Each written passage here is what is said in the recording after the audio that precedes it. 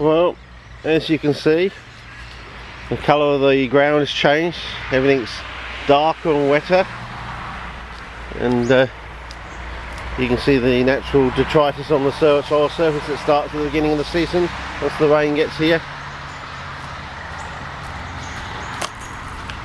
And you should be able to hear the mole crickets in the background. They've started up. Now I'm coming just over here because this is basically gutless, what we call gutless sand, and I'm going to put some bottomlands rhodium. I can get the camera into version in this site here. Sort of like treating the pomegranate like the edge of a moccasin sort of thing. In a way, I know. So yes, bottomlands rhodium, the good shit. So I'm just going to mix it around a bit.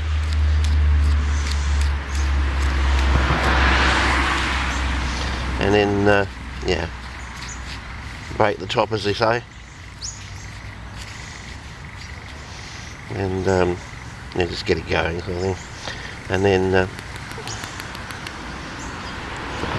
what I'm going to do is just, you know, do a spoonful at a time. Just put it on,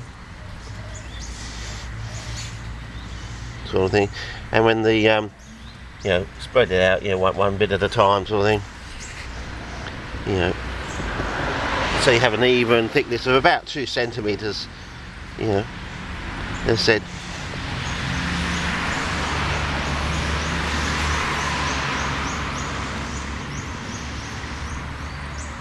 And I'll spread it as far and what, you know, as I can get out of this container. This container is about 500 mils or half a litre basically. So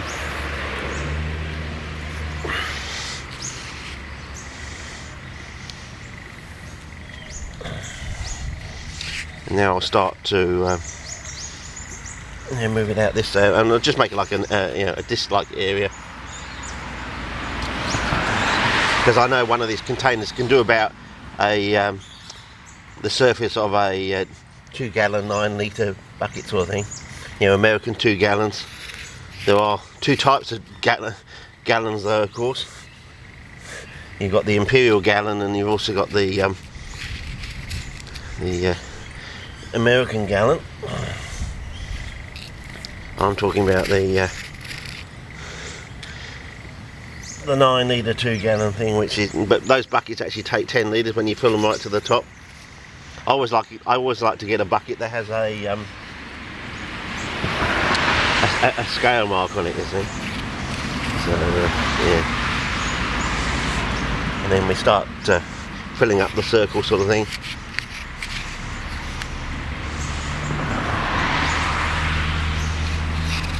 And we can see how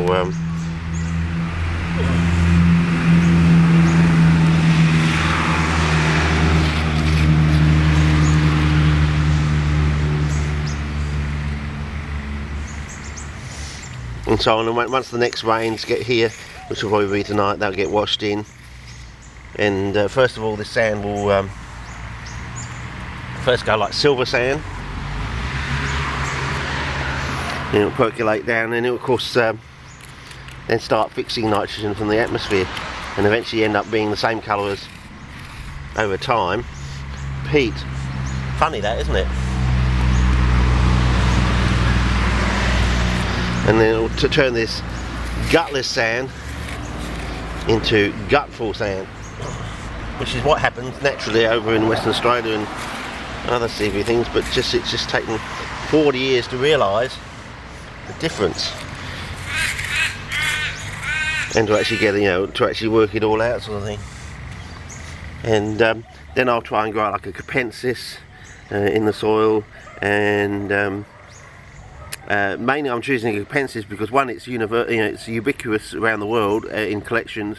Everyone's usually got one or has access to it or can get hold of one, and that's the first point. Secondly, it basically, if you live in a Mediterranean climate like here and you don't go below 0 degrees Celsius, you know, you don't have a freezing time.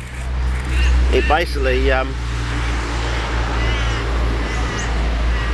doesn't go dormant. You know, it may slow down and grow more slowly, but therefore you can actually grow it right through our winter here, and hopefully see the capensis grow and mature in an area that normally it would just sit there, do basically nothing. Basically, it'd either die or it just wouldn't do anything, you know, because it'd be growing in gutless sand, you know, sort of thing. But that was the conundrum of Western Australia. They had this so-called gutless sand, but when you went out to CP sites, you know, it was amazing the amount of growth you're getting from this so-called nothing. It's got nothing in it. You know, it's basically quartzite sand. How can these plants be growing? Well, the fact is, it wasn't actually. When the plants are actually growing, it's not actually gutless. You know, it's the natural cycle of things. How so-called gutless sand can become gutful, and yeah, it's like anything in nature. So in other words, it's a bit like, in a way, it's a natural form of terra preta in a way. So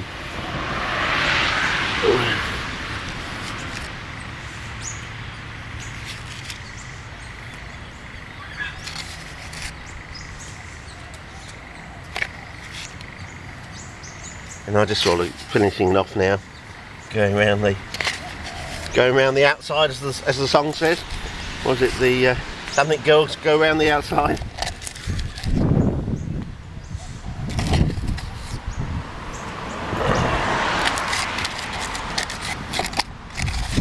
So yeah, got a little bit there, finishing off. And that's about it. I think I'm almost done. So there you go. And hopefully with the rains that come tonight, this will get washed in and it will come nice like silver sand, and of course then it will start fixing nitrogen in the atmosphere, becoming ever more fertile, and yeah, I suppose you want me to take the, hang on, I'll just go and wash the sand off my hands, and then I'll come back and oh, I can do it, I suppose. I suppose I can take the camera off. Okay. Suppose you want this.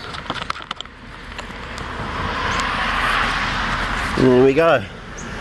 Well, I suppose I better film it for posterity, because as I said, we'll you know, I suppose you want it down there as well. You know, from the down. Okay, looking out onto the road. Because we'll probably be coming back over this and looking at it many times. Oh, I'll take the tripod out of the way. Okay, over and out.